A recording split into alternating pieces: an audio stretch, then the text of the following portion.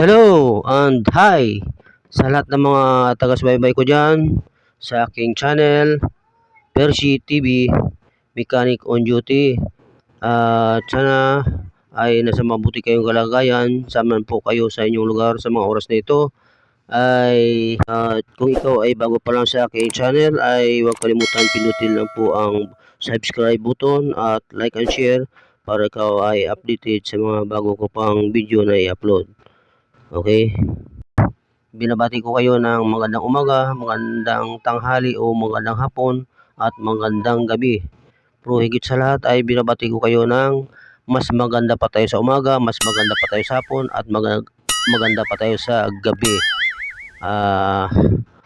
Ngayon, salamat po sa Panginoon dahil mayroon ulit tayong pagkakataon na makapag-share sa inyo ng kaunting kaalaman na ito na aking na-experience sa isang sasakyan. Ngayon, gusto ko lang i-share sa inyo yung isang power steering pump ng isang sasakyan na Pajero ito. At ang kanyang problema ay mayroong leak sa kanyang power steering pump. At ngayon ay ituturo ko sa inyo kung paano ito i-repair na hindi na kayo magpagawa pa sa mekaniko. Ngayon ay ituturo ko na lang sa inyo kung paano ito i-repair sa power steering. O-ring yan, o-ring.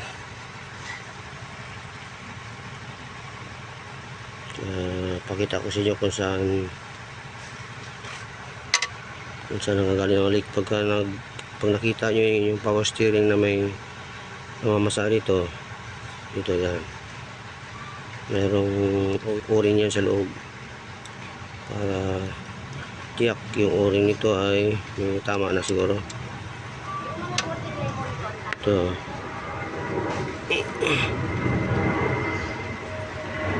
o-ring yan sa loob. Yan, itong o-ring nya wala pa na tigas na pala tigas na ang kanyang o-ring, kaya asahan mo tatagas talaga yan.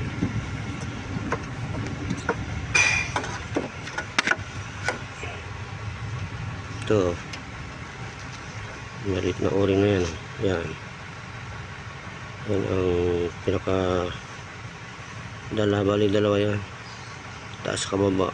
Ito isa, tapos ito isa. Okay, tatanggalin ko muna. Kailangan ko lang tagahawak ng aking camera ay i-off ko muna ang aking camera. Pakita ko na sa inyo mamaya yung sample na o-ring. Okay, ito na kanyang o-ring. Ito yung sa baba, yung malaki.